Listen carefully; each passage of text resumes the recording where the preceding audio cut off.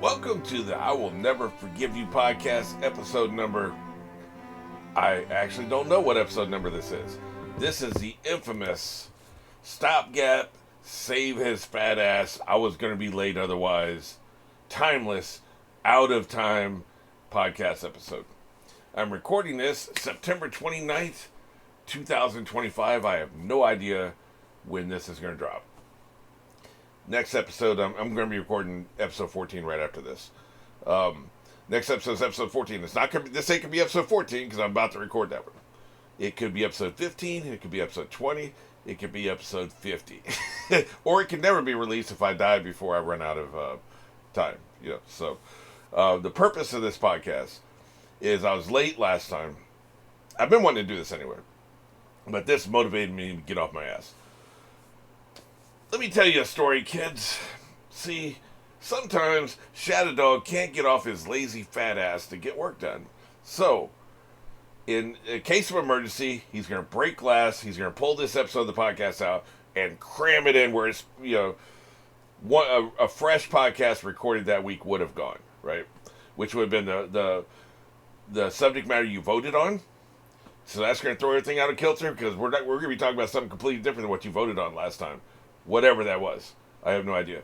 I probably have not even conceived of the possible topics she could vote on at this point as I record this compared to when this actually drops. So, who the hell knows? Today, we're going to be talking about modern anime versus old anime. I went back to the old poll results and I saw this was consistently number 2. So, there is interest. So, I didn't want to pick something nobody would give a shit about. So, there is interest. It just never quite won each week, right? So I'm whipping it out. We're going to talk about it here. And since this is a podcast at a time, this is kind of a timeless topic. Old anime versus new anime, you know? You can talk about that at any point. You can talk about it now. You can talk about it next year. You can talk about it in 2030. Assuming the meteor doesn't crash and destroy Earth in 2029, which is my conspiracy theory. Anyway, let's do promotion first. But that's the purpose of this podcast. It'll come in and it'll get crammed into some spot where I just was too goddamn busy. Now, there will be a fresh Q&A recorded that week to respond to all the comments. And then next time, when we will do the topic you voted on, next podcast, I'll be addressing comments for this podcast. So, it's all timey-wimey Doctor Who bullshit. It's podcast at a time. So, for promotion, assuming I still have a Patreon, at the point that this drops, I don't imagine why I wouldn't, but maybe they banned me, you know, for too much anime. I don't know. Maybe anime becomes illegal. I don't know. But assuming I still have Patreon, check me out in Tier 3. This will be sitting on Tier 3 until I need to break glass in case of emergency. So some people watch this months or years ago, depending on whenever the hell I drop this, right? So, I don't want to fall into the temptation of knowing this is here and just blowing it off. I'm really going to try to do a podcast every 2 weeks. I'm not going to be like, well, I've got one in the bank. Let me just blow off this week, right? Like, last time, my first opportunity to record the podcast was Saturday after the Wednesday was supposed to drop. That would be a case where I'd do it. Like, I did not have time, man. Everything was just lined up against me, and I had side hustles and all kinds of shit going on. I just didn't have time. So, that's a case where I would have done that. Yeah, but I'm really not gonna try. If this becomes episode 15, I'm gonna be pissed. This is supposed to be episode 18, 20, when there's no possibility of me doing it. Like, I just can't do it. For whatever reason. So, hell, I've even figured out how to do post. Not only Patreon, but YouTube. I've even figured out how to do that remotely on my phone. I used to only be able to do it on my own computer, right? Now I can do it remotely on my phone, so that's even better. So I can be in the hospital with my phone and still publish this on a Wednesday. So, say I'm hospitalized for some reason. So, anyway, promotion. If you're on Tier 3, you could have seen this months or weeks or years early. So, there'll be other Zooms and Wham Whams every week I'm doing stuff. So, that'll be cool. But, here's the interesting thing. You remember, we have the cussing contest, right? I dropped the F-bomb once an episode. I'm going to continue to do that. Whenever this drops, I'm still going to be doing it because I love it. It's funny. I'm into it. I don't know what the current time limit is. If somebody wins 3 in a row, Power Death has won twice in a row. He has not contacted me for his prize. So I'm gonna have to hit him up in the comments if I remember. But like, if you hear this Power Death, well, you won't hear this because this is stashed away. So it'll be a long time. So let's not talk about Power Death. That probably happened. I've already given him his prize years ago. So the years is very optimistic. There's going to be a time. Look, like I said, I'm recording this September 29th. October's going to be an extremely busy month for me. A lot of gigs. The guy that I work with, who I do the side hustle with, he has like 20 Halloween gigs. His wife takes him to some of them, and I take him to some of the others. So October's going to be a busy month. If those stack up the right kind of way, I may not have time in October. So this could happen soon. But remember the cussing contest. Now, here's the thing. People on Patreon are going to know. Now, this is too late for you because this is dropped. If you're listening to this and you're not a member of Patreon and you may want to, well, just do it for next time. Because by the time this drops, I may even have a second backup episode. I'm going to try to do a second timeless episode sometime over the next 3 or 4 weeks so that I'll have 2 backups. That would be awesome.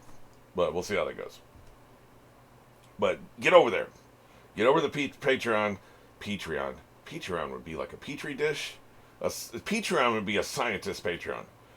You could fund this scientist so he can research why people press the elevator button more than once when it's already lit. If it's already lit and somebody's standing there and it's already lit, which means they pressed it, and somebody else walks up, they press it too. Why do they do that? We need scientists to research that. So you go to Patreon, and finance them to figure out the answer to that question, because I don't understand that in human nature. Figure out the sociology reason. Why does that happen? But you go there and see people who have access to Patreon. Like you Patreon members who are listening to this right now. You're listening to this probably September 30th. You Patreon people who are listening to this right now, you can do this. You'll know exactly where I dropped the F-bomb in this episode. What you don't know is when is this episode going to drop. So you can start predicting every podcast. Say my F-bomb is going to be 49 minutes and 50 seconds. You can start predicting 49 minutes and 48 seconds. So somebody can't steal your thunder. You can be right up. Nobody can get there. 2 people can't pick the same number. So if I'm 49 and 50, you can say 49 and 49. And nobody can jump in front of you. Because that, like in Price is Right, somebody jumps in front of you by $1 and you don't have any chance to win. And you just want to knock them out. Get right up there. They can't do that. Predict that. Take a chance that my next podcast I won't have time to do it and I have to put this one in there. You win. If that happens, you win. But will it be the next one? You don't know. I don't know. As I say this, I don't know. As I record the next podcast, I won't know. Chances are it won't be episode 15. Because like I said, I'm going to resist every urge to immediately burn my backup. This is my backup.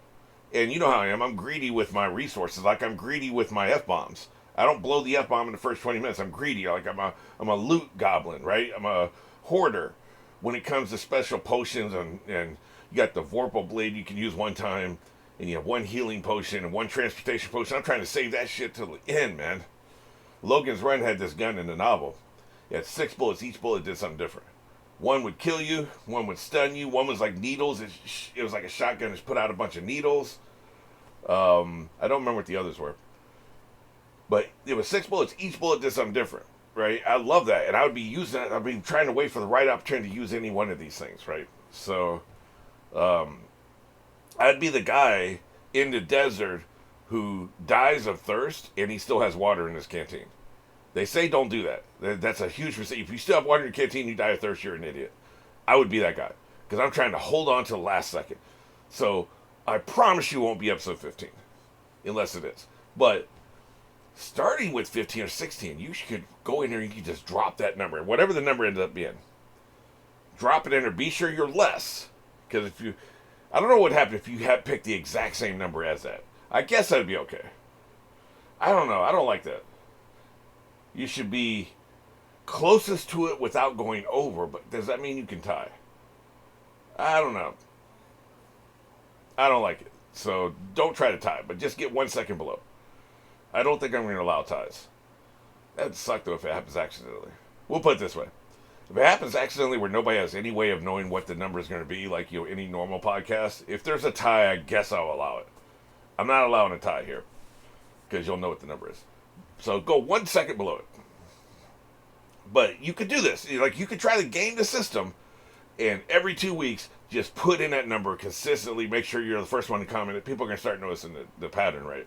So they'll probably know what you're doing. But just put in. One of these times, you will be right. If you put that number in every single time, assuming you're the first person to do it, because, whoever gets there first gets it, right? Assuming you're the first person to get it, then you'd be guaranteed at some point between now and the heat death of the universe, you would be guaranteed to win. It's just you want to keep burning each 2 weeks. You want to burn your opportunity on a possible guarantee, or you want to try to get that week's number, which will probably be different than what this one is. So that's the question, right? What you gonna do? So yeah, that's what I would love playing this. This is a game I would love to play because I'm competitive. I like shaking chances. I don't mind losing 20 in a row. I just really like, I like taking shots taking bites at the apple. I like taking rolls of the die, and eventually, if I win, it's a big throw, and I really enjoy it, right? So I would love this swearing game. I wish some other podcaster would do it, but gutless. But hey, I'm doing it. Here's your chance for a guaranteed win. So that's my promotion. I got 2 channels. I don't really talk about the other channel. I'm going to try to do more with it the rest of this year, if all the spare time I have. But recording this episode will help me have more time, because eventually I'll be able to just focus on other shit and skip a week of the podcast. I'm really not going to try to do it on purpose. All right, well, let's go ahead and get into it. No feedback for this, obviously, and I'm doing it as a separate video anyway. So let's go down to anime episode highlights. Now, this is an interesting case because it's entirely possible last time I talked about episode 50 of this particular show. Here I am talking about the first episode of it, Demon Slayer. The very first episode of Demon Slayer. But like I said, I'm recording this September 29th. I watched it yesterday, September 28th. I watched the first 4 episodes of the series. Here's the thing about this. This is actually, first of all, I had watched it previously and didn't remember it until I got into it. So in 2023, I'd watched this. So this is really out of time, right, now that we're talking about it. We're stretched from 2023 to probably 2026 when this episode actually drops. That's the time frame we're talking about here. Past, future, all coming together in one podcast. I watched it before, and I watched it again. So I've seen the pilot episode twice. This is probably the best anime pilot episode I've seen since Attack on Titan. The first episode of Attack on Titan was really good. Really strong. This was really strong. It was tight. It was dramatic. Obviously, you have the inciting incident. His family gets butchered. Spoiler alert. They call that an episode 1 spoiler. Anybody watching this is going to know that, right?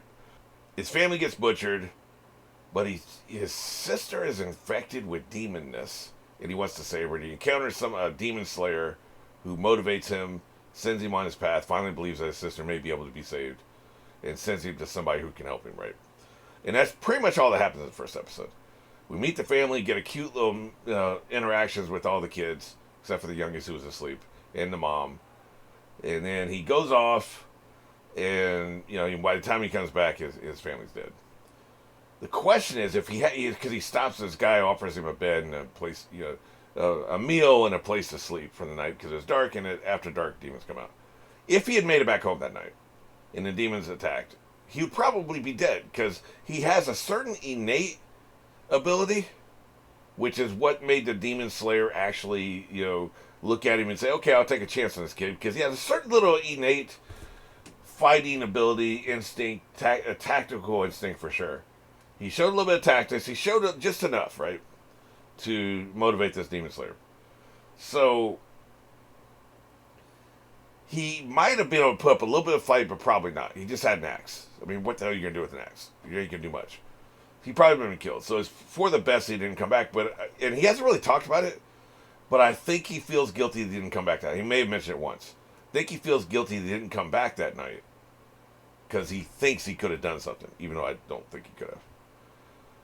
So it's a really strong pilot. Like I said, it's the best pilot I've seen probably since Attack on Titan. Some other shows just take a little while. Fullmetal Alchemist. I love that show, but it didn't just jump off the ground from the very first episode. It took a while.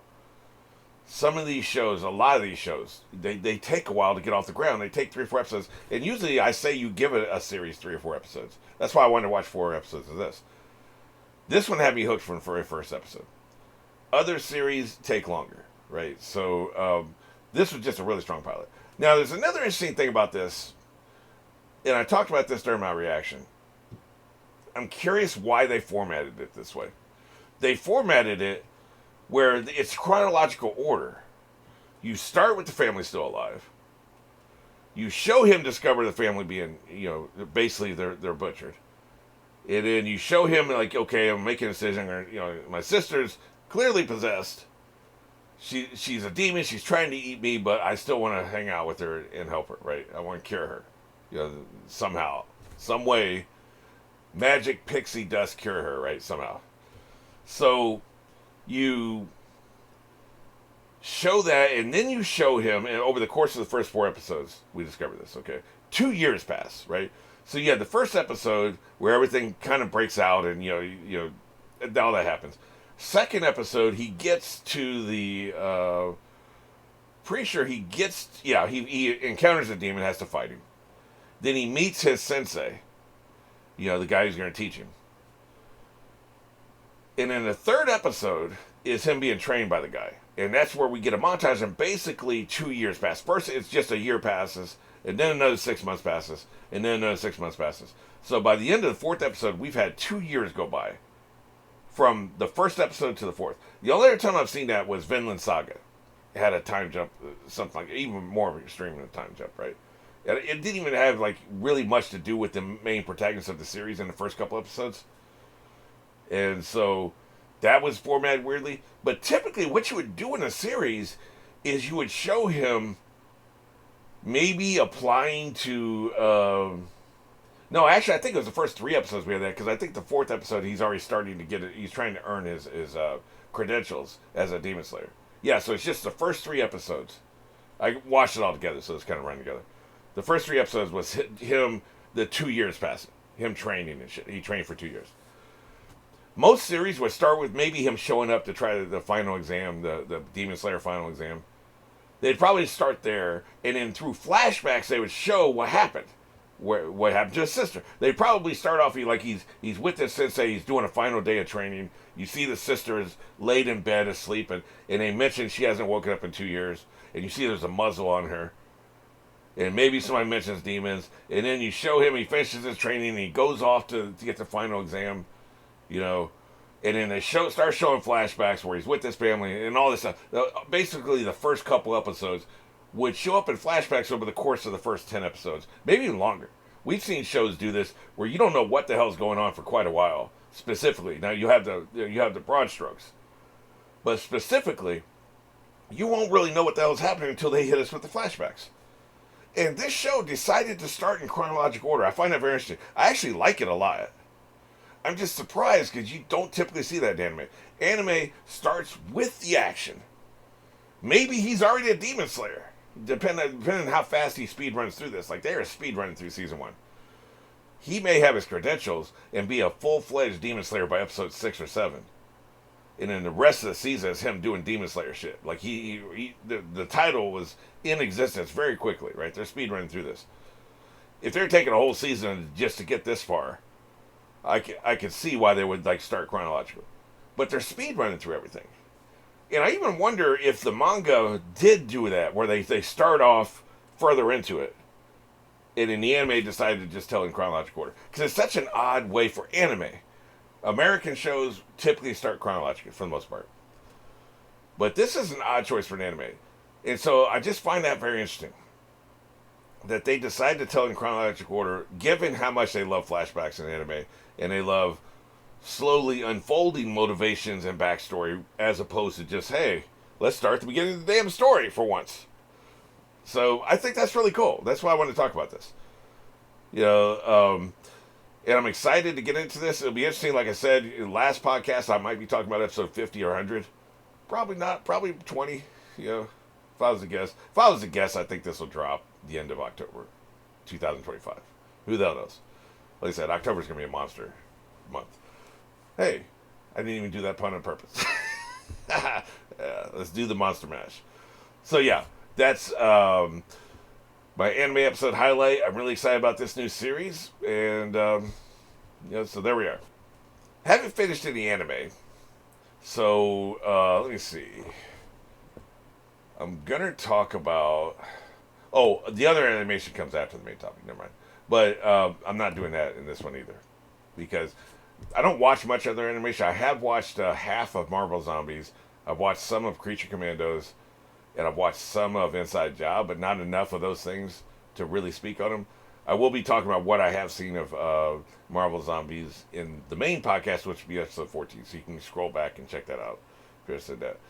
But for this particular podcast, I'll be skipping finished anime and other animation.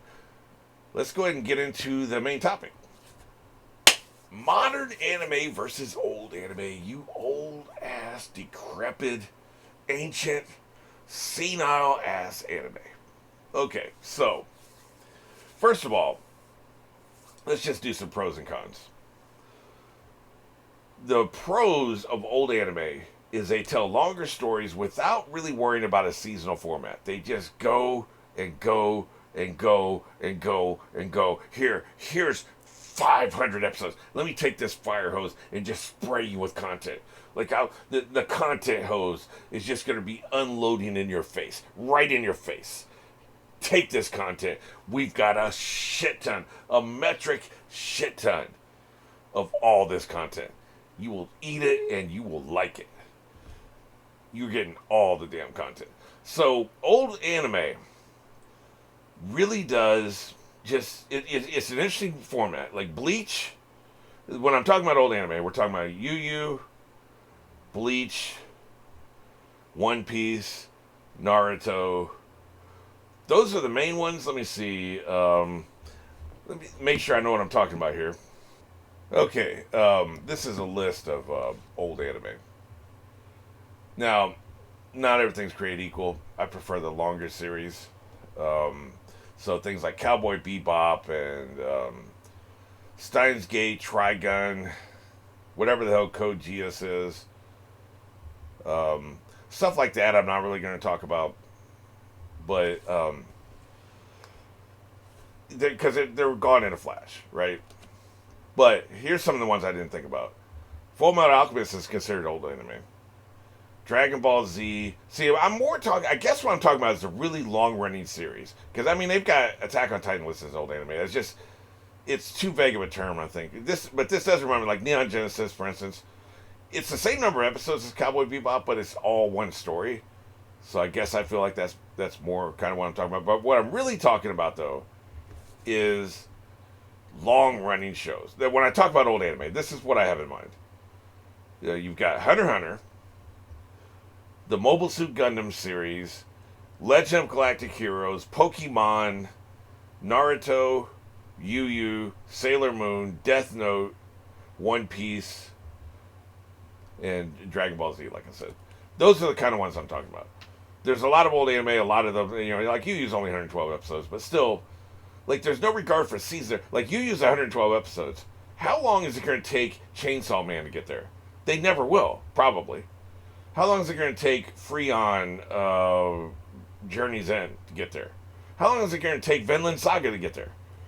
Like, some of these damn shows, like the amount of time between seasons, and just, it's not a content hose sprayed in your face. The old anime, the pro of that is there's a metric shit ton of it.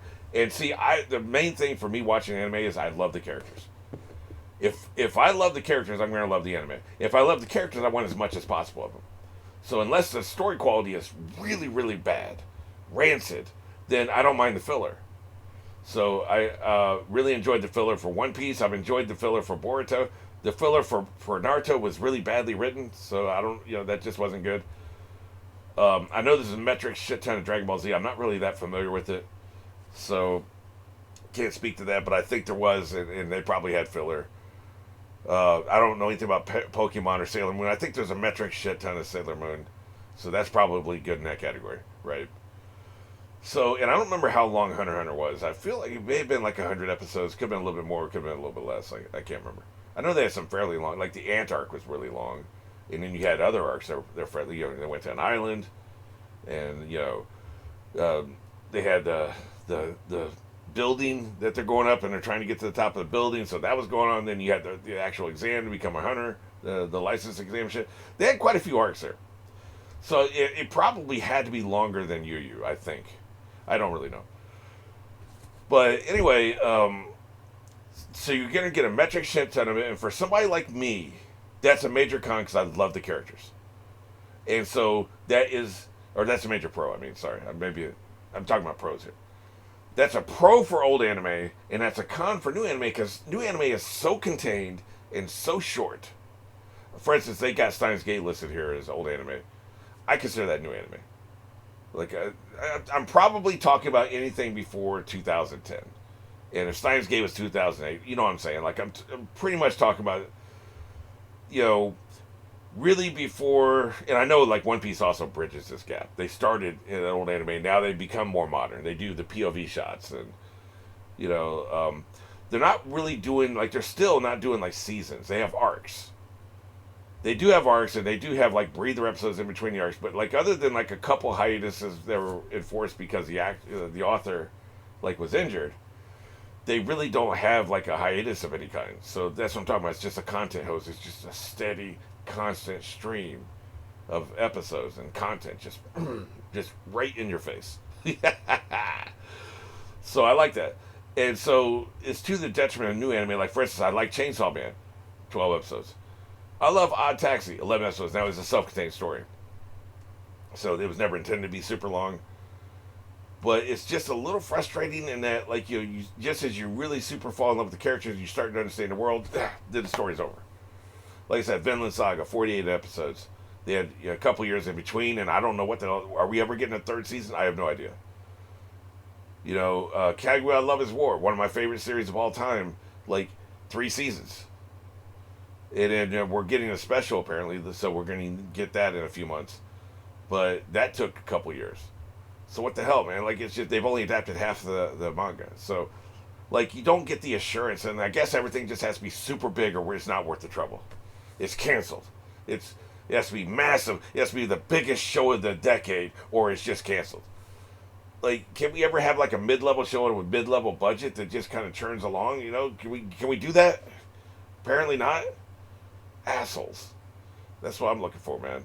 So yeah, so it's to the detriment of modern anime. I'm trying to think of some other modern anime I've seen. Demon Slayer, I guess, is modern, but it's kind of feeling a little, they've got 4 seasons, they're doing movies. Jujutsu Kaisen is modern. They're doing the seasonal format. I don't know how long they're taking breaks in between, but, I've seen 2 seasons, probably 40 to 48 episodes, and then there was a movie that is the equivalent of, like, 6 episodes, I guess. 4 to 6 episodes. So, that is one story arc of One Piece. So, like, the problem is, if you love the characters, you're just not going to get as much of it in modern anime. Yeah, I just want to hang out with these characters. I want to spend as much time as possible with them. And I know everything, has to come to an end, and, part of the journey is the end, and I get all that. But, a couple seasons just feels too short. So, I prefer older anime for that reason. Okay, so a con for old anime that is a pro for new anime, obviously, probably the best, is just the animation quality. And so, and the directorial decisions made, even more importantly than the animation quality. You have the same animation budget, 2 different directors, and get 2 different episodes. I was talking about this on one of my rewinds of One Piece recently, where the smoke effect, the Navy ships are being hit, and they're burning, and there was smoke coming out, and it looks like they took just real smoke and just superimposed it on top of the animation. The episode before that and the episode after that did not do that. So as a specific director made that specific choice, it looked great. It looked fantastic. And it made the other episodes around them kind of look cheap. And then one director kind of copied that a little bit. It may have been the same guy. He came back a couple episodes later. But I suspect it was just a copy or an homage or something. So you got that. The POV shots are a big deal. They just didn't do that. They didn't think to do that. It just, the POV shots to me in animation add so much to it because it just takes you out of wide, medium, close, medium, wide, medium, close. Let's go around here. Let's go around here. It just puts you in a whole different level. Okay, wow, now we're really seeing it. We feel like we're with the character. First person perspective, first person shooter, right? Like, there's a reason why first person shooter games are popular, or used to be. I don't know if they are as much anymore, but they used to be. Wolfenstein was my jam. The original couple, right? The first two, I think. They've gotten weird since then. But I just, I love the POV because it's just something different. And it really, to me, is when they start using POV in anime is, to me, the dividing line between old anime and new anime. I know it's more complicated than that. You could also say when they started doing seasons, when they stopped the whole concept of you have to have an episode every week in this time slot or you lose that time slot. When you come back, you may get some shit time slot. Now you're on at 4 o'clock in the morning, Sunday morning, instead of at night, prime time at night on Sunday. So you have to churn out an episode every week. They don't do that anymore.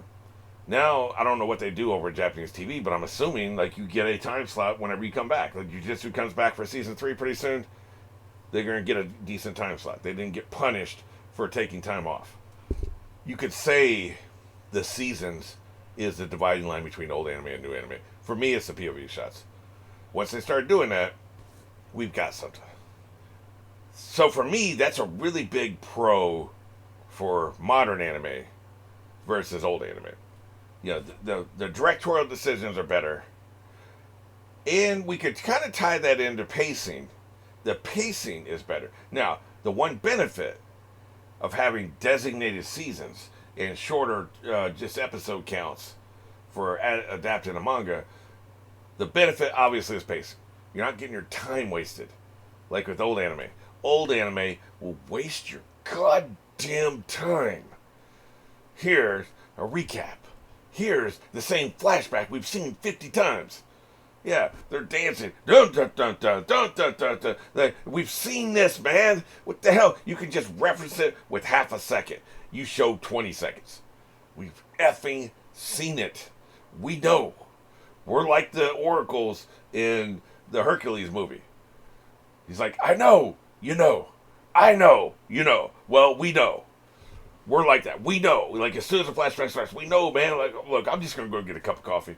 I'll be back in a couple minutes when they finish this goddamn flashback. They waste their time. The most egregious example I've used this example before because it's so goddamn egregious.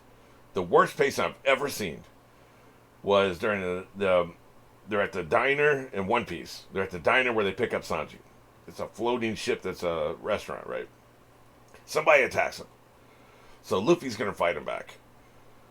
A bunch of Navy people and other some of the crew of the restaurant ship have been knocked into the water, so they're floating in the water. Okay. Luffy says something. They show every single individual shots, not a wide shot, individual shots of every single person floating there. Like, wow, he just said that. The bad guy says something. They show every individual person floating in the water reacting to that. Wow, he just said that. Luffy throws a punch. They show every individual floating in the water. Like, it's tedious for me to say it. It was really tedious for me to watch it. Like, you have got to be shitting me. You have got to be shitting me. We don't need every floating goddamn reaction shot, man. That is the worst. Words can't even express. I'm at a loss for words to express how annoying I was. I was annoyed in the moment. And as I've seen the pacing get better and better ever since, I'm even more annoyed now thinking about it. Because it wasn't even that great of a fight, man. It wasn't shit. And we were getting every minuscule ass reaction. One eyebrow raises 1 centimeter. Ooh! Oh my God! He's taking it all in. People we will never see again. We will never see this ever again. He's cooked number 25, man. There was never even a name. It's like, the Star Wars books where they talk about every single goddamn person that was in the cantina. This person way back there that we saw for 2 seconds. And this person that looked like a devil. And this person with the werewolf mask. There was a book they brought out. Tales from the Cantina. That told you the backstory of every single effing person in that cantina. Then you could have you would have to get 17 or 18 tales of random ass background characters from One Piece before you get to any of these people that are floating in the water. We don't care. We don't know you. We don't want to know you. We don't care what you think about what's happening here. Why do you keep showing them floating there looking, ooh, ooh, ooh, ooh, oh my God, look what he just did. We don't give a shit. Damn, the pace was bad. That's the only reason I want to look at One Piece. Actually, I looked up One Piece. I went to the website, looked what they did. It sounds trash. Like, it's a fan project. Nobody from the show is involved. See, I thought it was like an actual studio-funded project, like a second iteration, right? Like, the studio trying to cash in. Yes, cash in. Let's reanimate the entire series with a better pace. That's why I thought One Piece was. I go there in some kind of fan project. So it's like, ugh, miss me. Look, I love fans. There's a lot of talented fans out there. I just don't trust your ability to put out a quality project when you don't have all the assets. You don't have the audio bed where you can pull things out or do different things. Just having that timeline in the editor of being able to raise and lower certain effects or remove certain sound effects. Like, because I wanted to do chronological loss or just lost just the island shit. I was going to call it lost just the island shit. That's what I was going to call it. Because that's all I care about. The shit that happens on the island. I was going to edit that together. It's going to be a fan project. Take me a summer. Back before I was doing all this. I was going to take a sabbatical from filmmaking just because I was such a passionate fan of Lost. I was going to do this. I was edit it all together. And I started looking at it. And there's no way to really do that because it'll have it'd be so awkward cutting between island scenes because they have flashbacks in the middle. And so they have these sound effects. They take you in and out of flashbacks, and like sometimes there's dialogue that kind of comes over from the flashback, or there's dialogue from the island that goes over into the flashback. And so what you would need is the original timelines of these edited projects, where you have each individual audio asset, where you can do this and that and raise this and that and do all this stuff, and you can solve these issues I'm talking about. Without it, it's just a shitty fan project. It looks like shit and it sounds like shit. My Just the Island shit would have sounded like shit. Polar bear shit. It just wouldn't have worked, man. So I never did it. And so I'm imagining you're going to have that same problem with One Piece because they're trying to condense some things. But I can't imagine it's going to fit together very well. I think it's going to be janky as hell. I don't know. I haven't seen it. I'm not trying to judge them. But I lost interest. So, but this was so bad. This particular, I kind of want to watch what they do with that fight. Whoever that was again. I don't even remember who it was. It could have been the Admiral with the Iron Jaw or something. I can't remember. Somebody like that. I just wanted to see what they could do with that, because that's got to, even that fan-ass, janky, sounds like shit because they don't have the original assets, ass. Production has got to be better than what we actually got in the show. Because that was like pulling teeth, man. That was tedious. It was like 2 or 3 episodes, man. It took forever. So there are absolutely definite pacing issues with the old shows. And along with that, we can talk about Bleach, where it's like, ooh, let's have this long-ass training montage. Okay, you had enough of this training? Not even montage. Sorry, I used the wrong word. Training sequence. Montage my ass. We're going to see every clash of sword. Just, you have to unleash your power like this. Blam, blam, blam, blam, blam, blam, blam, blam. Let's just cross swords for the next, knock you into a wall. Get up, bleeding. You want to quit. Some flashback motivates you so you don't quit and you get back to training again. Blam, blam, blam, blam, blam, blam, blam. Knock him into the floor. He lays there crying, and then he realizes he's got to save his booze, so he has to get back up. Blam, blam, blam. It's just like, my God, man. Interminable training sequences. Just, can you get the damn power already? Can you just go to Radio Shack and buy some power, man? Like, just, we'll believe you if you come back and you say you trained for 2 weeks. Like they did it in Yu Yu. He goes to train, and he would train with this old bitch for like 6 months, man. 6 months he trained with her. We saw none of it, and we saw a few flashbacks later. One episode, he's going to training. The next episode, he's coming back. He's got a tan. He's looking buff. It's been 6 months. They didn't show a shit. We believe you. We believe that you trained for 6 months. We don't have to see it. And the worst part about the Bleach training sequences is the speeches. Here's the reason you suck, and here's my ideology on life. And I'm going to drop this manifesto on you as I beat the dog shit out of you. Beat the ever-living shit out of you. You're going to also have to listen to my life philosophy. It's like, that's like getting beat up twice. That's like the three-way of ass whippings. Because you got the physical punishment, and then you got the mental punishment of having to listen to this dumbass talk about, you never give up.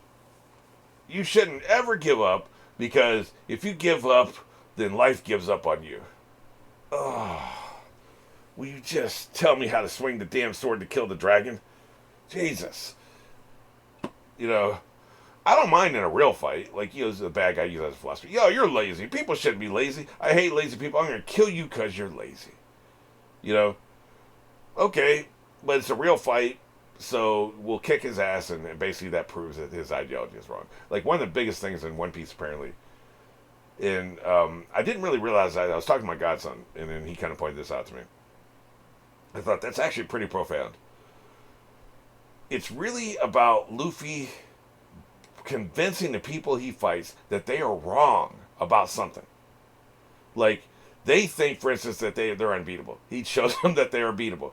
They think that people are weak and nobody will fight for anybody but themselves. And he shows them they're wrong. They think people are lazy and he shows them whatever it is. Whatever their philosophy is, and you can consistently see it through the course of One Piece. It's an ideological fight as well as a physical fight. And they weave that in so well. So it's well done when it's an actual fight. When it's a training sequence, there's no relief, man. You're not even going to beat the shit out of him. Like, when you finally figure out how to swing the sword to kill the dragon, you're done.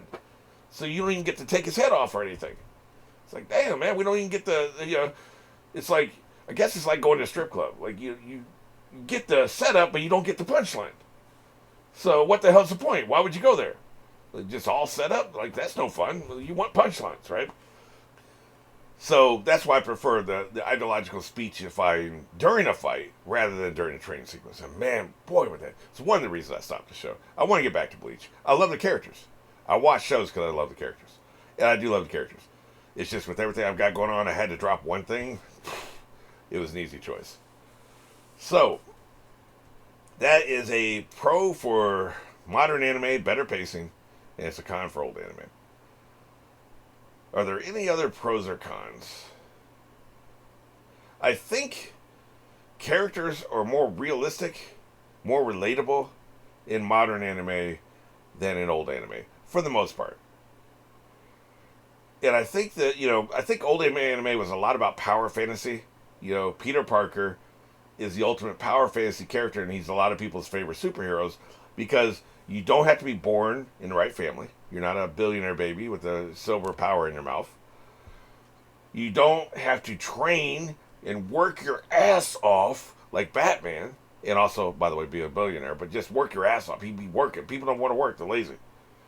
And you don't have to find some magical object because you're never going to... You check the woods every day. There's no magical scepter or ring, power ring or nothing. Like, you never find this power object that levels you up into something awesome.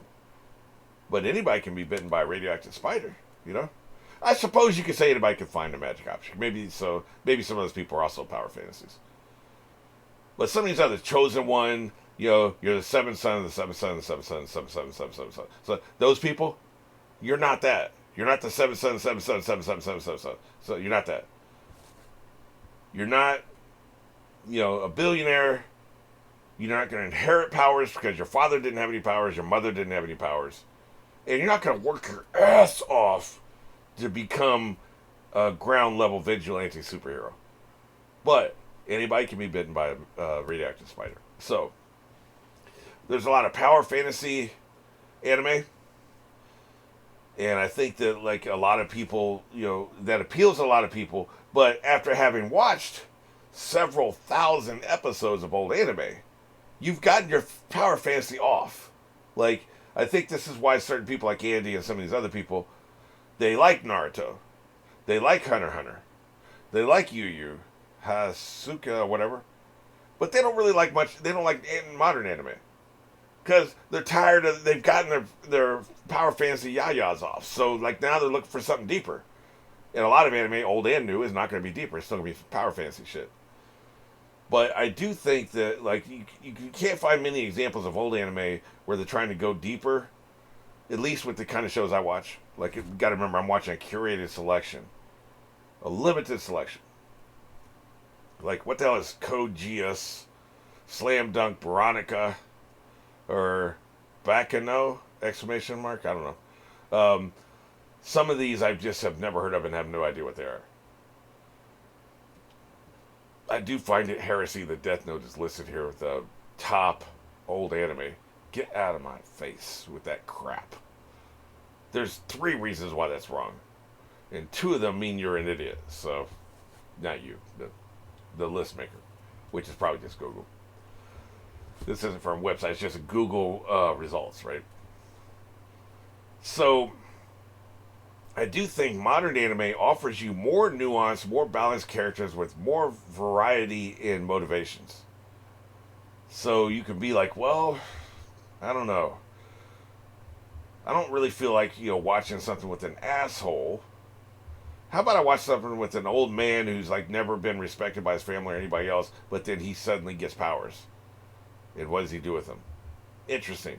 That's a different kind of character. We don't see that in old anime, right? Or how about this girl who gets powers, but she doesn't use them to fight crime? She uses them to help the society, like, rebuild old broken down buildings or something like that. I haven't seen that in anime, but I'm sure it's there in modern anime. So, I just think was there some incarnation of Kaguya Love is War in 1998? Probably not. Again, like I'm curated list. I haven't seen old romance anime. It may have been horrendous. It may have been unwatchable garbage back in 1998 for all I know. If they even had it. I'm sure they did. They were trying to appeal to girls back then too, right?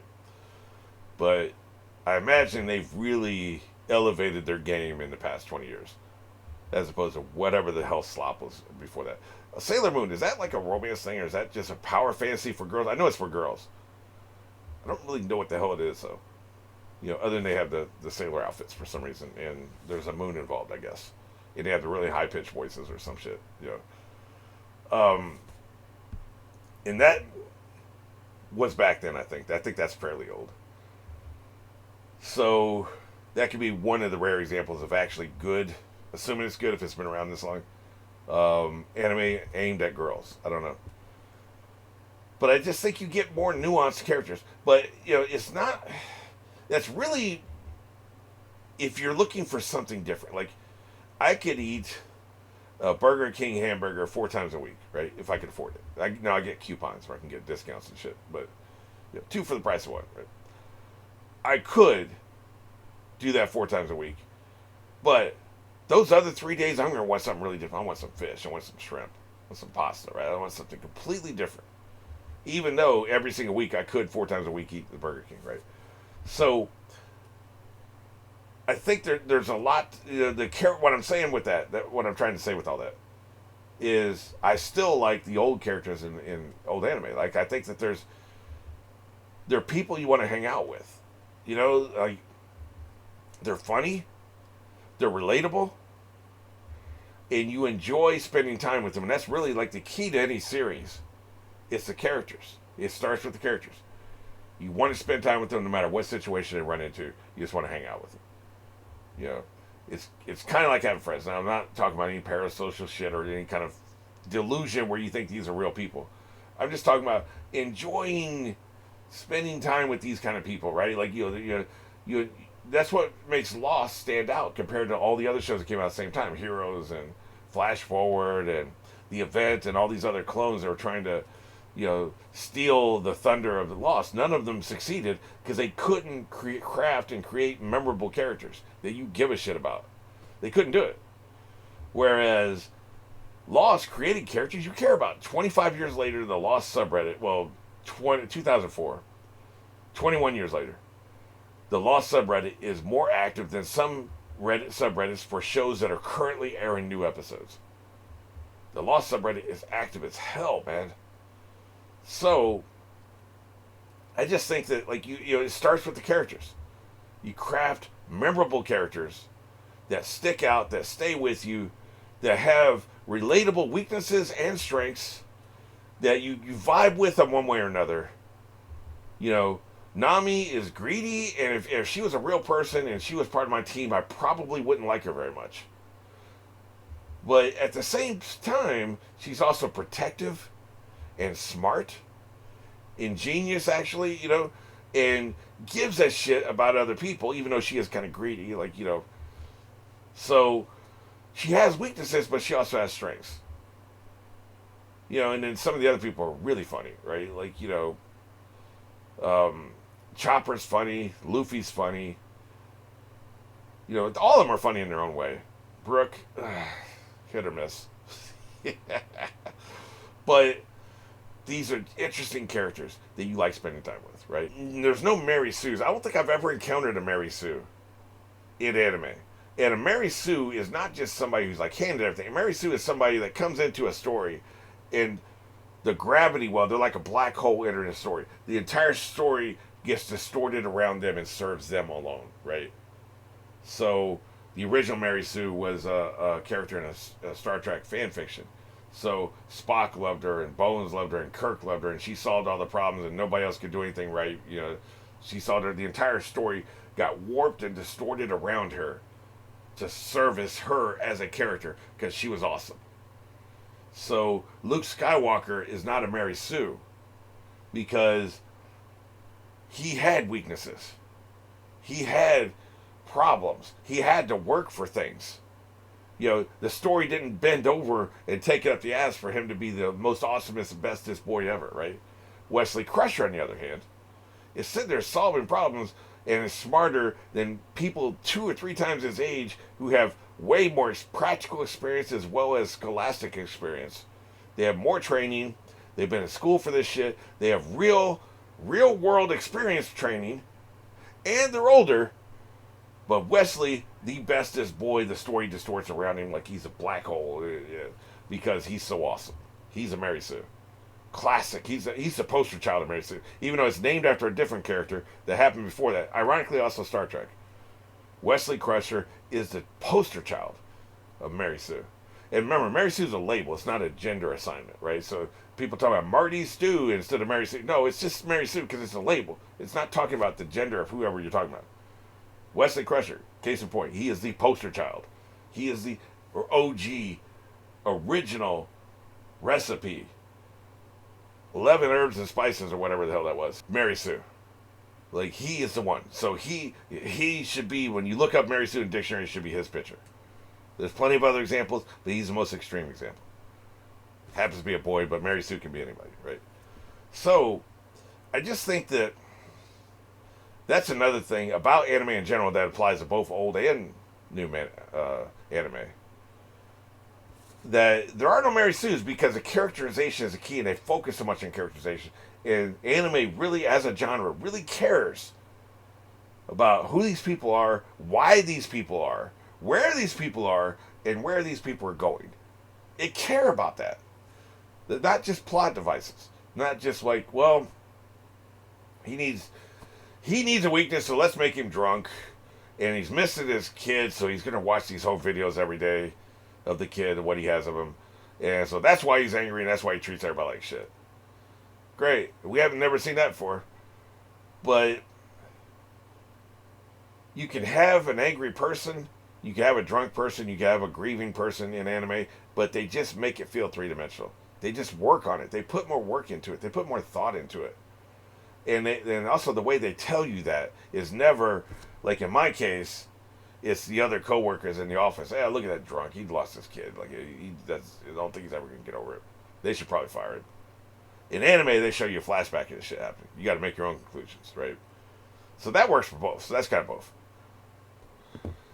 So which is better?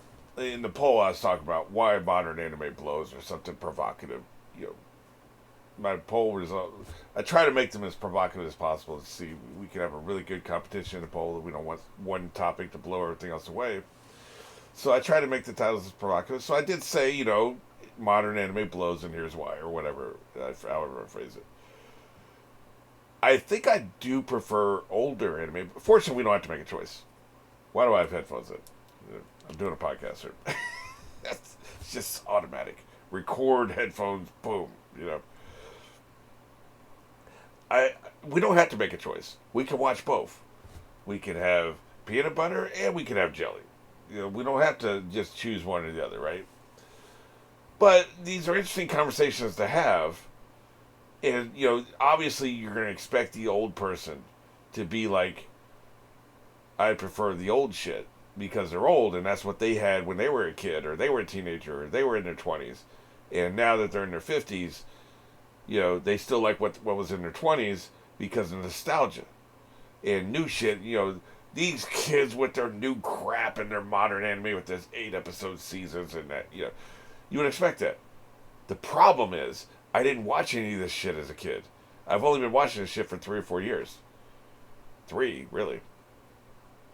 So, I don't really have nostalgia glasses. There's no reason for me to have an affinity for old shit just because it's old. Like, I like what I like. I want to watch what I want to watch, right? Like, so it's either good or it's not. Either appeals to me or it doesn't, right? So, there's no nostalgia. It's not just old man likes old shit. I like the vibe. I like the feel. I like the long term, we have time aspect, even though I complain about pacing. I like we've got time, relax. It's a long journey, man. It's going to take us 2 weeks to walk to California. Probably 2 months, not longer. It's going to take us 2 years to walk to California. We don't have to make it all in one night, man. You don't have to run. It's okay. We can walk. We can walk. It's okay. You know, I like that pace rather than let's strap a jetpack on us and get to California tomorrow. You know? Like, either way, you're getting to California, but you don't have time to hang out and let your hair down and, you know, take your shoes and socks off when you're doing new anime as opposed to old anime. So I like the chill vibe of old anime. But like I said, we don't have to choose all. I do enjoy new anime. I enjoy watching it. I like it all. But if you had to press a button and one or the other goes away forever, I think I would press the modern goes away forever. You know, I think I would. I wouldn't want to. I wouldn't like it. There's a lot of modern shit I really like. But, you know, as long as we don't lose modern One Piece, you know, because it is a weird series. It's kind of bridged the gap, right? You didn't really see that with Naruto. Like, yeah, they kind of stayed old throughout to the end of it. I think they finished, 2012, 2015, somewhere around there. So, they couldn't, like, if they had been around a little bit longer, maybe they would have been, you know, gotten more modernized. But it kept the old vibe till the end. Boruto, whole new thing. Whole different thing. So, you know, I think that's my ultimate answer. But I think there's one thing we can't argue about. I think there's one thing we can all agree on. Is there is a clear difference, right?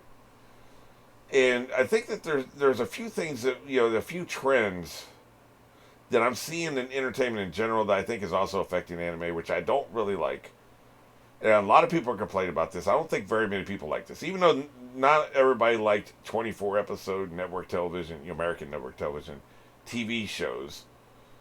Lost, for instance, like we were talking about. 24 episodes a season. You know, filler episodes. Only 16 of those would actually be the actual plot of the season. The other 8 would just be kind of, we're kind of waiting, we're treading water, we're running in place, filler, character study episodes, which again, you know, that's why I like those old, 24 season format. You get more time with the characters. Those filler episodes is where you fall in love with the characters, where you find out about the characters, where you figure out what makes them tick. What is it that truly motivates them? And what is it, why do they not like this person over here? You can figure that out in the filler episodes. We don't have time when you're being invaded.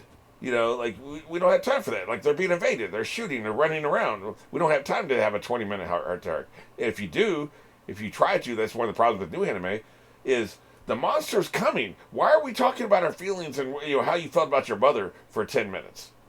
Why? Why are you apologizing to me for what you did last week now when the monster is coming? What the hell is wrong with you? Why are you doing this, right?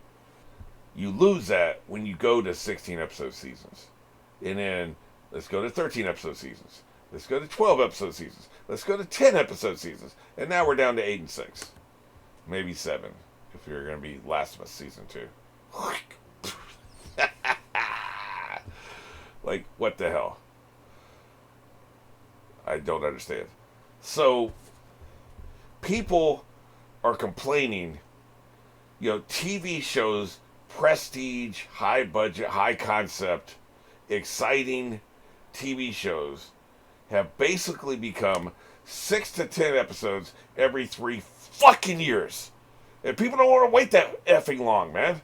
We don't want to wait that damn long for a new season.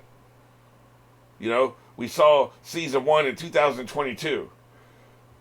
And then we saw season 2 in 2025. And combined, now we've got 16 episodes of this shit. And now we got to wait till 2028. Man, I'm old, man. I ain't got time to wait till 2028. I ain't going to be here, man. You got to be shitting me. Like, and this is all the shows now. Like, all the really, really good shows. Like, Only Murders in the Building is a good show. They're cranking it out every season, man. Like, every year. Every summer, we're getting another season. It's not prestige television. It's really good, but it's not prestige television.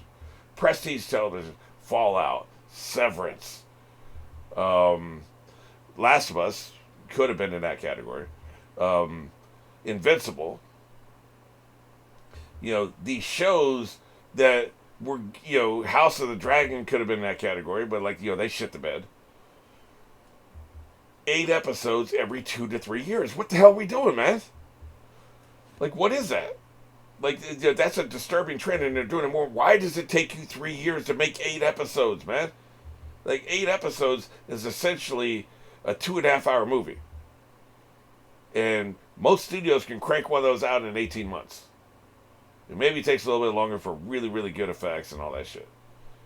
But, and some of these, now, to be fair, some of these 8 episodes are like 45, 50, 55 minutes long. So that's not a 2.5-hour movie. But like Invincible are 25 to 30 minutes. I think Barry was fairly consistent. Maybe the last season took an extra year or something like that. They were fairly consistent. Severance is admittedly 10 episodes. And they're 45 to 50 minutes for most of them. So I get that. Like, I can almost see that taking a year and a half. But man, it's just, this is the trend. This is where everything's going. Shorter and shorter seasons, longer and longer between seasons, and it kills the momentum. Who the hell, like, we were so excited watching season 1 of House of the Dragon. Who the hell wants to watch season 3 in 2020, we're at 2025? Who the hell wants to watch season 3 in 2026? It's going to be 2026, man. For season 3, we've had 18 episodes. When did the House of the Dragon start? 2022. And then last year, I think, was... so they had 2 years in between. And then... Yeah, so there's going to be another 2 years. So, basically, I don't know how many episodes there's going to be in season 3. Probably 8. The first 2 episodes are going to resolve season 2. So it's only really going to be 6 episodes of season 3.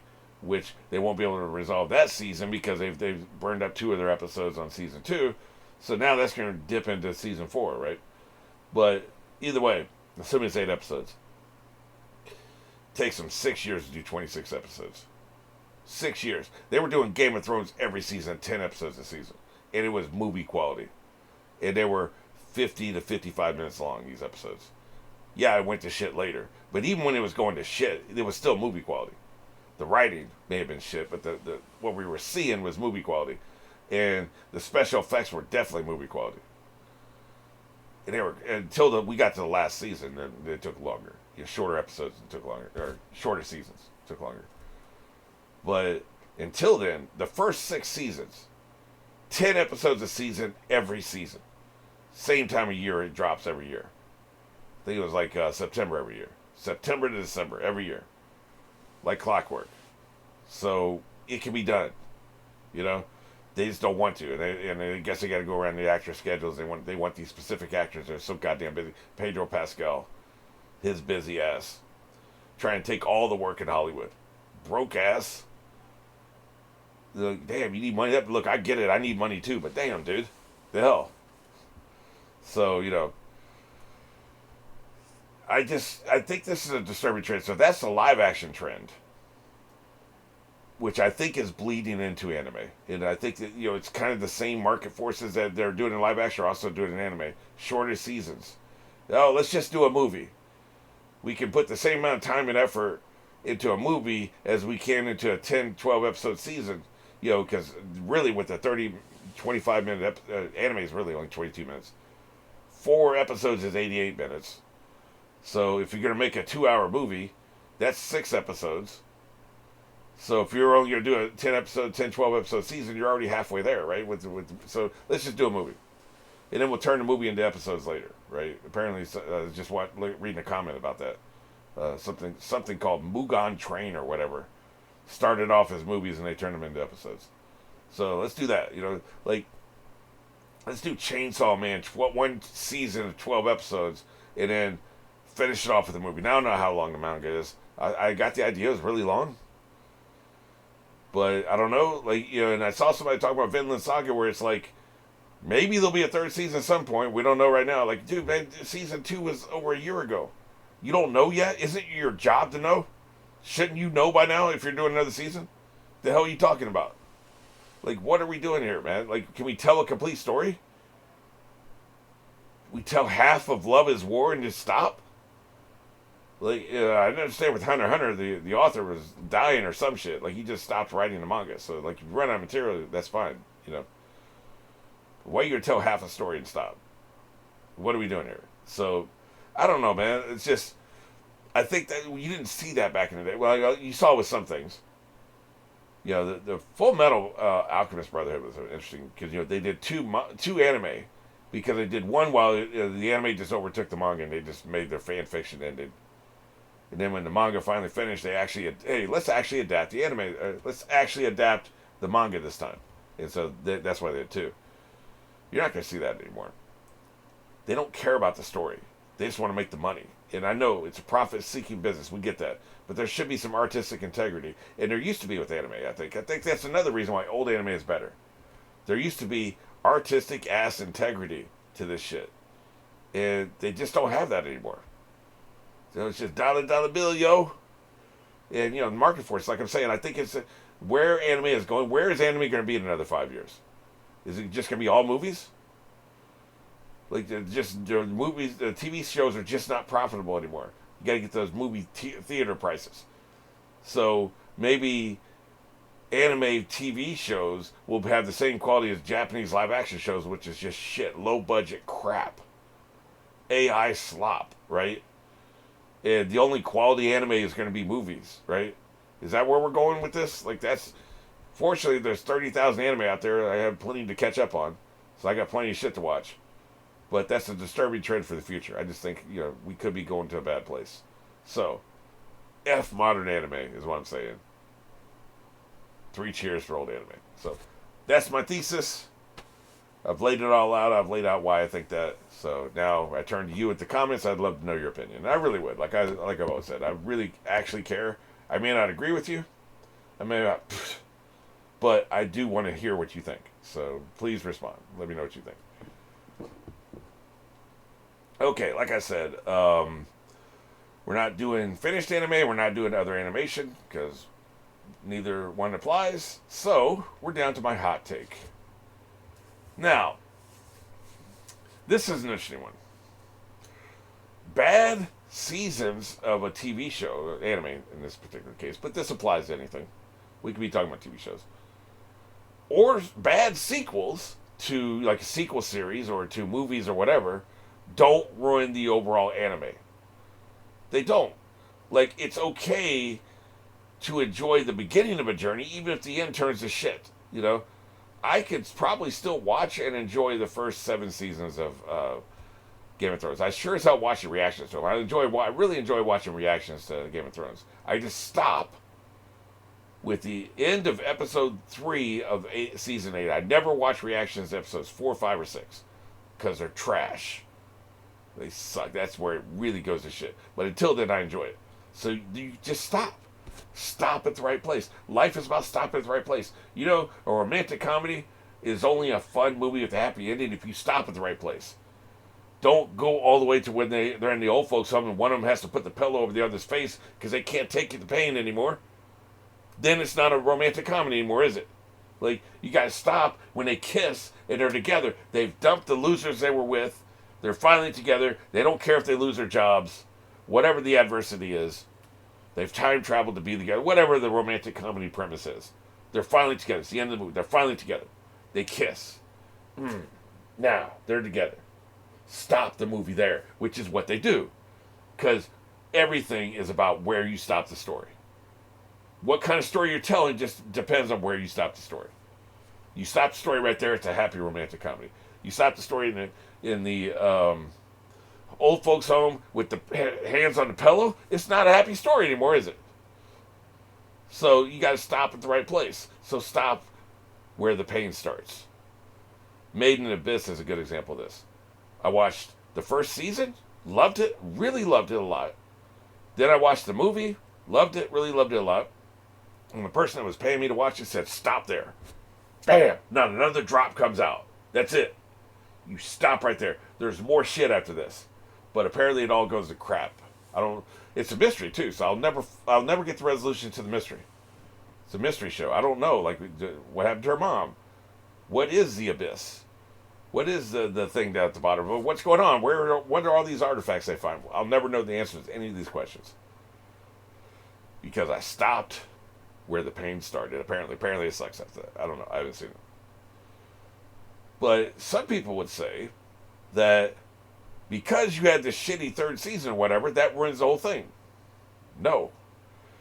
The Sting Part 2, doesn't ruin the first Sting.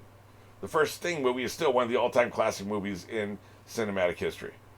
Just because they made a shitty sequel with all changed actors, that don't matter. That third shitty season of Airwolf with completely new characters, they blew up the old characters. The helicopter blew up. They killed off the old characters, brought in the new characters. That don't change the first two seasons. Now, I haven't seen Airwolf in 35 years. I assume the entire series is crap. But the third season is definitely crap, and it doesn't mean that the other two seasons aren't good. Which they're not because, old 80s television. But, as a kid, I loved them. As a kid, I hated the third season, but that didn't stop me from loving the first two seasons. So, I don't think, if you didn't like season 3 of Twin Peaks, did that ruin the first season for you? Did season 2 ruin the first season for you? The first season is one of the all-time classic seasons of live-action TV in Hollywood history. The second season went off the rails and kind of went to shit. That didn't stop the first season from being classic, iconic. You can still just watch the first season. They always say, even like adaptations don't ruin the show. Like, the Shining movie didn't ruin the Shining novel, which is one of the greatest novels ever written. It's a shitty adaptation. It's a good movie, but it's a shitty adaptation. That didn't ruin the novel. That movie didn't go in and steal your copy of the book. You can still read the book. So, you can still enjoy the first season and movie of Made in Abyss, even though it goes to shit later. Attack on Titan, final season. Ugh. Didn't ruin the first 3 seasons. The first 3 seasons are some of the best seasons in anime history. Now, it changes what I would grade the overall series, but it doesn't ruin the first 3 seasons. And some people, I've seen it even this week, people have been saying, they hope they don't do another season of this, that, or the other, because it'll ruin the perfection of what's already done. What the hell was it? Like, they were afraid they would make another season of something and ruin I don't remember what the show was. I think I was seeing it on Reddit. They were really worried about, it may have been Fallout. I think Fallout was one of the things talked about. People have said the Buffy revival series, they're afraid it's going to ruin the original series. I just don't buy it, man. I just don't believe it. You got to be able to compartmentalize shit. You got to be able to enjoy the journey. I think this is a problem with people who can't enjoy the journey of a story. They just want the destination story. The people that turn to the last page of the mystery to find out who the killer is before they start reading the mystery book. Those kind of people are the ones who think the shitty final season will ruin the entire series. You know, I love the Dead Zone TV series. The first season is good. The second season is really good. It's almost perfection. Third season is just alright. And I think there were 5 total seasons. Trash. Garbage. Wet, hot garbage. They don't change the first 3 seasons from being so goddamn good. So good. They don't change that, man. So, that's just what I see. So, again, I'd like to know what you think. But this is an opinion that annoys me. I mean, obviously, like, you can give me your opinion. Like, if you really do think it ruins it, you know, I think you just have a compartmentalization problem, and I think you should be able to enjoy the journey. Just enjoy the part of the story you like, and stop where the page starts. You know, it just because that's one of the things. Maybe it's because I'm a writer, but when you're writing, you have to be in the moment. You've written the first draft, now you're in the second draft. You're on page 35. The killer isn't revealed until page 50. You don't know who the killer is in page 35. That's how you have to operate. So you can see the mistakes in the writing. Wait a minute. Why would he say this? He doesn't know who the killer is. Okay. You got to be in that frame of mind. You don't know who the killer is. You got to be in the moment. You got to live in the moment of a story. And as a writer, because I have to do that when I'm writing, I also do that when I'm watching. I'm in the moment of the story. That's why I think I'd be really good as a rewatcher. You know, watching shit I'd already seen. I think I could still be funny and informative, especially if I have a handshake agreement with the audience. Okay, now I've seen this before, but we're going to pretend I haven't. I'll just be in the moment. I don't know how that would work, because obviously, like, I know who the killer is, for instance. Pretending I don't doesn't necessarily work, and I'm not a good actor. But like, you'd have to be above board. You'd have to know about it. But I think I can still have a lot of fun because I can be in the moment. I can kind of compartmentalize away the fact that I know who the killer is. I think I could. I've never tried it, but I think I could because I'm in the moment of these stories. Like when I'm rewatching this shit, I'm not thinking about who the killer is. Unless I notice wow, that was really good foreshadowing. Or wow, that's why they did this. I didn't realize that when I didn't know who the killer was. So, I think if you can compartmentalize, then you can enjoy the good parts of a story and just discard the bad parts. So, maybe there's one shitty chapter in a book, you just cut that chapter out and throw it away. Skip it, you know? Kind of like how when I rewatch Lost, I skip all the flashbacks. Just fast forward. Because I've seen them, most of them suck. Get back to the island. Just the island shit, like I said. That's what I care about. Alright, well, that's my hot take. Which means we're down to ranking, and since this is a podcast at a time, I am not going to rank what I currently think of anime, because I'm going to be doing that for the next podcast I'm recording right after this one, which is going to be podcast 14. So, what the hell would be the point of doing it twice? Also, with this being out of time, my opinions will have changed. So, this is a fun time to do something completely different. I'm going to rank the top 10 favorite anime I've ever watched that I've finished. This is the finished anime watching ranks. So, these are the best anime of all the anime I've watched and finished. Now, a couple of these might be having additional seasons come out. Let me think here. Yeah, that one for sure. That might be the only one. So, one of them potentially has more shit coming out, but as far as I'm concerned, it's a complete story as it is. I'll tell you about it when we get there, and we'll elaborate on that. But the rest of them are completely finished. Okay, so top 10. Number 10, Monster. Now, this is one, I know some people like Ariel dropped it because it didn't have a sense of humor. And, you know, the humor and comedy in this series is meager. You know, it's like the movie Memento has one joke in the entire movie. Maybe two if you have a dark sense of humor. There's one joke for sure. So it's like you really better laugh at that one joke because that's all you're getting, man. That is an oasis in a desert. That is, you know, that's all you get, baby. That is it. So you better enjoy it while you can, right? So not much comedy, but great characterization.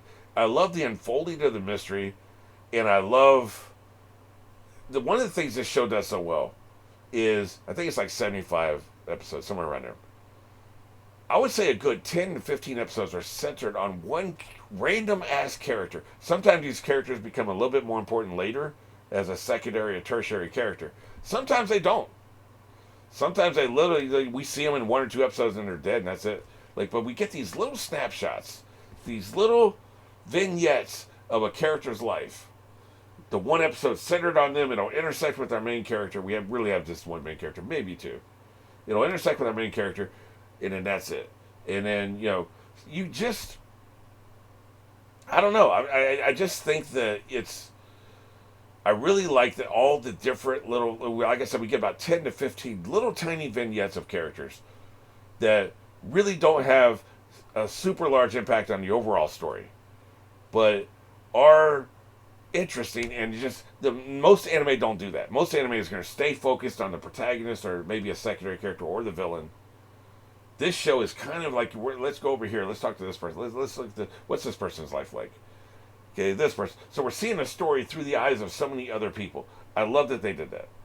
I really liked the format of the storytelling, for the most part. Right? I hated the ending. I thought the ending was wimpy and a cop out. I hated it. So it's not any higher on my list, and it almost didn't make the list. I debated a number of different shows for the number 10 spot. I finally settled on this because it does have the originality of storytelling that you don't see in a lot of anime, which is just like I said, you're getting these little vignettes of separate characters. So I like that a lot. So it barely made the top 10. Number 9. This is the shortest story on here. I've seen a lot of these 10 episodes, 11 episode stories, and I've liked them. But I think that some of these other longer running stories just have more going for them, and I spend more time with the characters. I love them more. This is the only short run show on this list. Odd Taxi, number 9. Odd Taxi. I think it's like 11 or 12 episodes, and that is it. That is all you get. Great world building, great premise. It's film noir. It has a great, it has a really good twist towards the end of the series. I don't want to ruin it for you. We're talking about a time commitment of about 6 hours. You should, if you've never seen Odd Taxi, you should go stop what you're doing right now. Stop this podcast and go watch it right now. That's how good it is. It's really good. It's available everywhere, I think. The ending is it's a little ambiguous and a little bit of a cop out. Not real wild about it, or it would have been higher on the list. Also, just the fact that it's so short, it makes it less high on the list. But love the character, love the main character, love the storytelling, love the premise, and love the twist. So it's just really, really good show. All right, number 8, Trigun. This is probably going to shock a lot of people. I don't really talk about it ever. I love the main 3 characters in this story. You have the Trigun guy, whatever he is. Like, he's a mystery for most of the series. He's very interesting. He's a goofball. He's weird and he's wacky, silly, but he gets shit done, man. He will kick your ass. He will get the job done. And I don't even remember how long this was. I don't think this was a super long series. But I love these characters so much. And then there's the other 2. There's 2 women that are kind of like loosely associated with him. First of all, just the association with him is hilarious. And the reason why they're together is hilarious. And then you've got the optimist woman, and then the pessimist woman. And there's a little bit of romance here, just a bit. Sense of humor is off the charts in this show. Great show. There's a great sense of humor, great action, great mystery, great resolution. This is the first show on this list that didn't have a shitty ending. Unfortunately, there's going to be more shows coming up that had shitty endings. But this is the first one that didn't have a shitty ending. So, hooray. Great show. There's like another version of it. I'm intrigued, but also I read the description of it, and I'm not sure because it's not the same characters. I think at the end of the other version, we meet the 2 women. Well, I mean, the 2 women were like 66% of the reason why I love the show. Why the hell would I want to go the whole show without them? Like, I love those characters. Like, I would want to see a different version or another version or more of it because of them, right? So I think it was Trigun Stampede or some shit. Just, I don't know. Like, it didn't sound appealing to me. All right, number 7, Attack on Titan. Shitty ending. But until then, it's a masterful mystery. It's a well thought out overall story.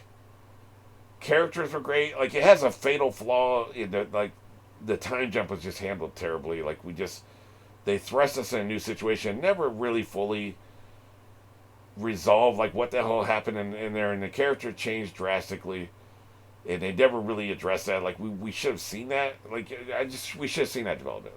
It didn't work. From the point of the time jump, which I think was the end of season 3.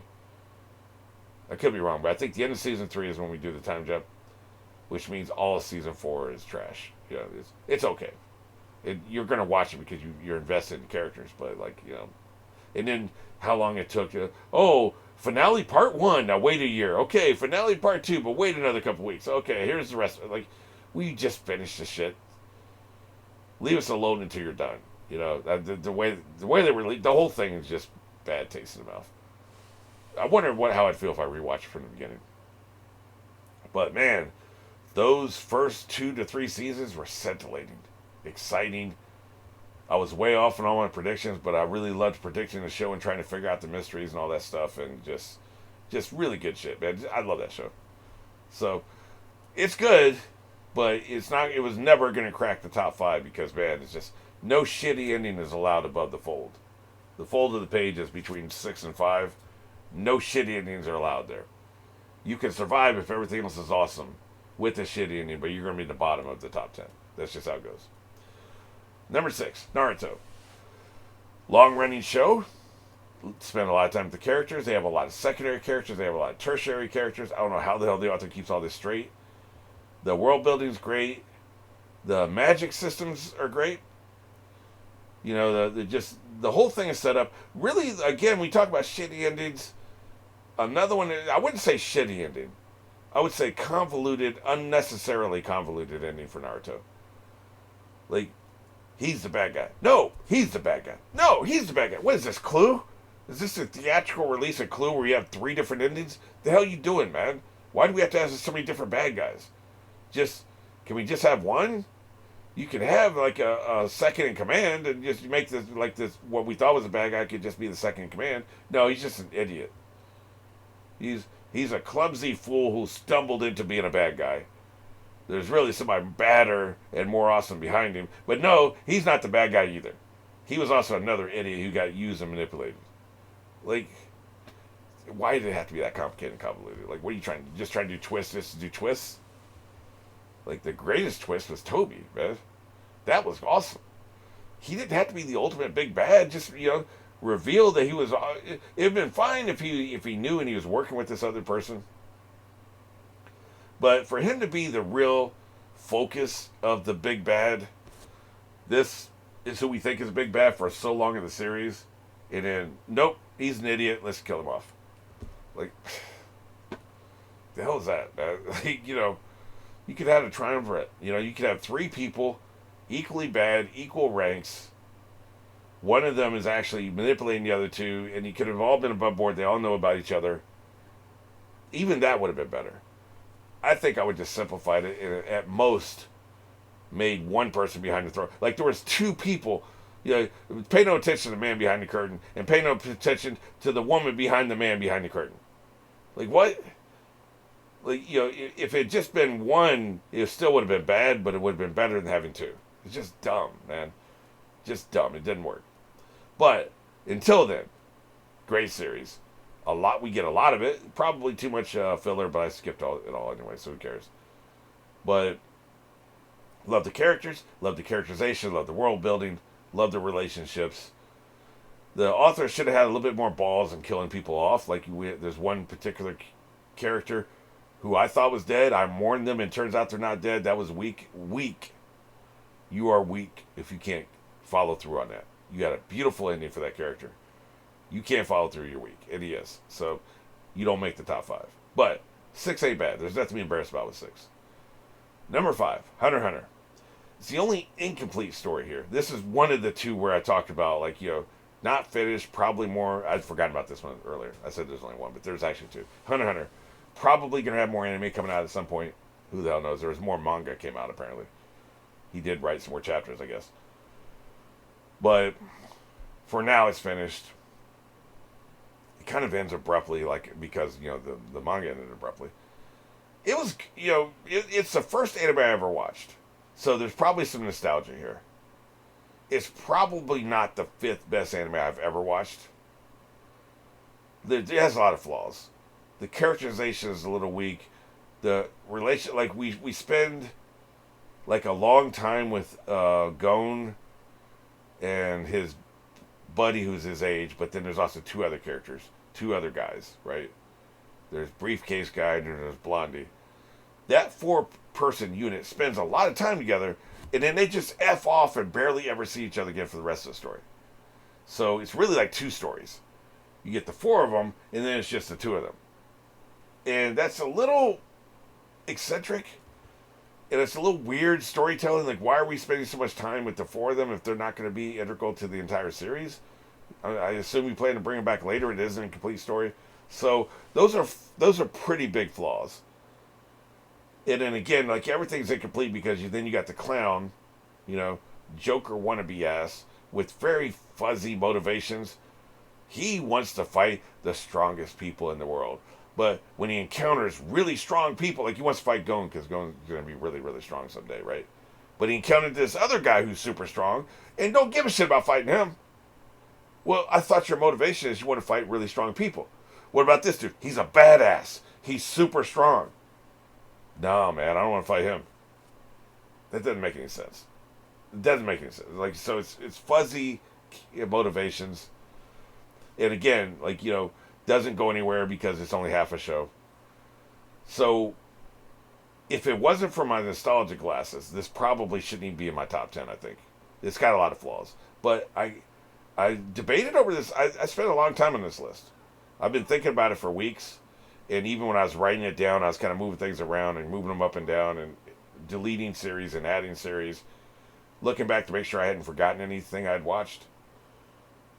I debated over this for quite a while, man. And I just can't. This is where I'm putting it. And I will say this has got a big asterisk to it. It's like, I think it's nostalgia. It's hard because we're talking about what do you like. It's hard to step outside your body and be like, well, this really, if this wasn't the first thing you ever watched, would it be there on the list? I don't think it would be. I think if I had watched something else first, this may not even make the top 10. But that's where it is. So I'm just being honest with you. Like, this, I've got it at number 5, but there's a huge asterisk. Number 4, Steins Gate / Gate Zero. I'm taking them both together. 2 different seasons. They're interconnected. There's also a movie and there's some associated episodes of things. Fantastic series. The pacing's a little off. The character self-flagellates a little bit too much. It's a little too repetitive here and there, in little spots. Like, there's some things they just probably could have tightened up. I think they had an episode count they were trying to reach. Maybe the manga had an issue count they were trying to reach. I'm not sure. But a great story. Really probably bears a rewatch. I think I'd get so much more out of it if I rewatched it. The characters are vivid and well drawn, and it's just, the ending is damn near perfect. Just spectacular. A spectacular show. 2 shows, if you want to call them 2 shows. A spectacular story. The whole thing makes for a very spectacular story. I loved it. Just finished it recently. But yeah, I really loved it a lot. Number 3, Cowboy Bebop / Samurai Champloo. Now, originally I had these as 2 different shows. They are 2 different shows. I think it's the same author. I can't remember. But they're the same kind of show. They're 26-episode anthology-type stories with a little tiny bit of a connecting story in there. Similar endings in a way, even though they're very different. Both basically trio shows. Basically, each one has a group of 3 people that are doing it. And almost all the episodes are just Monster of the Week type stuff. Like I said, very little overarching story, but the characterization is very consistent. The sense of humor in both shows are great. They're very similar shows. Spiritually together, if it wasn't the same guy who wrote it, I think it was, but if it was the same guy who wrote both of them, they're basically spiritual brothers and sisters or spiritual sibling shows. They belong together. Each one's short, so I'm just putting them together. It's a tie for third, I guess is what we'll say. But wonderful experiences, and if there's any show I could pick to remove from my memory so I can enjoy again from the beginning, it would be these 2 shows together. because it was that fun watching it. I had that much fun. Number 2. Now, this is one that has maybe one more thing coming out. Maybe another season sometime between now and the Heat Death of the Universe. I'm not sure. Love is War. Kaguya, Love is War. Brilliant comedy. The best comedy I've seen so far. Now, I'm in the middle of some stuff. Great Teacher Asinka didn't even make the list. It was originally number 10, but got pushed out by Monster. But Great Teacher Asinka is hilarious. This comedy is just more diverse and nuanced. And basically, they satirize everything about teenage culture. They satirize everything about the high school experience, everything about Japanese culture, Japanese high schools, everything about gender roles, everything about just expectations and if you're emo, then this is what we expect. They even make fun of rap and music and sports, and just everything is on the table for being mocked. Games, board games. The personalities are vividly drawn. Just absolutely, completely vividly drawn. These are three-dimensional characters. They can walk into a room right now. That's how realistic they are. They're very well done. They've only adapted half of the manga. I don't understand why they haven't adapted the other half. I'm pretty pissed off and salty about that, to be honest with you. Very annoying. So what the hell are you doing here? I don't know. But maybe we're getting a special in a couple of months. That'll be fantastic. I cannot wait for that. But yeah, it's the second best anime I've ever watched that I finished. Yeah. Be interesting to see, because I'm in the middle of some really great shows right now. Be interesting to see what I think. Would any of them break my top 10? So maybe I should do this once a year. Revisit this list and see what changes, right? Hunter x Hunter is going to suffer, man. We get some of these good, Garden of Sinners is really good right now. And let me say, I just started Demon Slayer. I don't know. It's too early to tell on that one. But yeah, man. We've got some bangers I'm doing right now. So what else am I watching here? One Piece ain't finishing anytime soon. Oh, Gintama. My God. That's going to be really high on the list if it continues this quality. JoJo could very well crack the top 10. There's a good chance that could happen. But Gintama, it might topple Love is War as my favorite comedy of all time if it continues this level of excellence. But it's a different kind of comedy, though. This is nuanced, realistic. Most of this comedy could probably happen in real life. It's taken to an extreme. It's gender roles taken to an extreme. It's gender scheming taken to an extreme. It's everything taken to an extreme, but it's still realistic. The comedy in Gintama is not realistic. Most of that would never happen. It's still funny as hell, but it would never happen. So maybe this is a better kind of comedy, because it's very grounded. Wonderful show. If you have not seen it, you are really robbing yourself not watching it. Unless, you just hate teenage shows. So, and number 1, can you guess what it is? You probably can. I've even mentioned it earlier in this podcast. So you probably know what this is. Fullmetal Alchemist Brotherhood. What else is there to say, man? It's a tight story. The characters are vivid. The humor is on point. Fantastic. Very funny show for it not being a comedy. The magic system is excellent. The way they fight is excellent. Let's just make a hand out of stone and put it up here and just block your shit or slap you, right? The pain and trauma the characters go through. He killed his brother, essentially, trying to bring his mom back. That's some trauma, man. And then the intrigue, especially with some of the side characters, with the police or whatever they were, they're basically military. Those characters were great. The leader and his second in command were fantastic. I love those characters. So many vividly drawn characters, so many great characters. I really miss this show a lot. If I had any time whatsoever, which I don't, but if I had any time to rewatch a show, it would be this show. That's why it's number 1. That's based on my criteria. If I had time to rewatch from the beginning one show, and not even take my memory out, because I think I would just want to rewatch it just to catch all the foreshadowing and just enjoy it again. Just the performance, the vocal performances were fantastic. Everything was just perfectly done. I still want to rewatch or watch the original anime.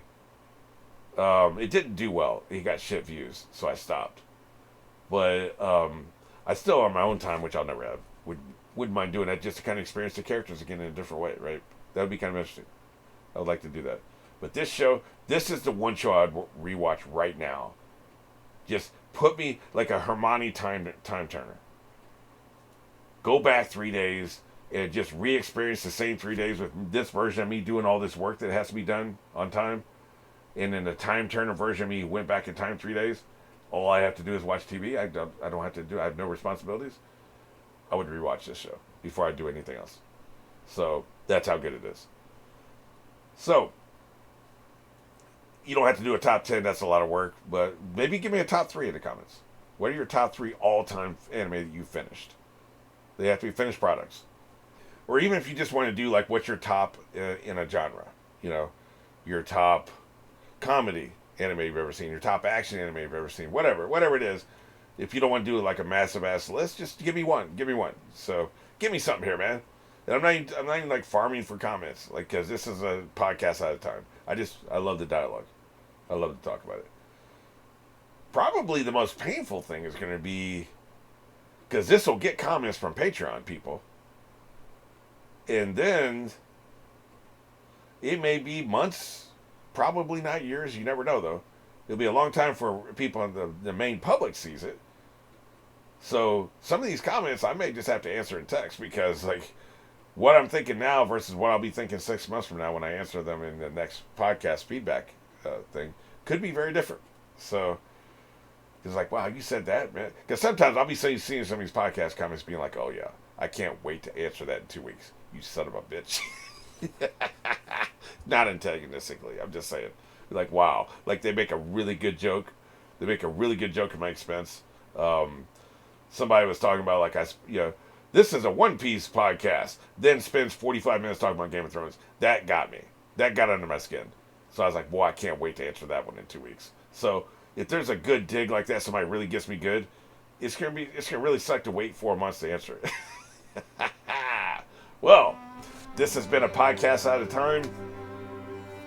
Nothing to do. We can't talk about future topics. I have no idea what's going to be going on when this actually drops to public YouTube. So I guess I'll just say sayonara. And I've enjoyed being the Doctor Who of podcast, with me being completely unstuck in time. No idea when the hell this will ever actually drop to the public. So it's kind of fun. I like it.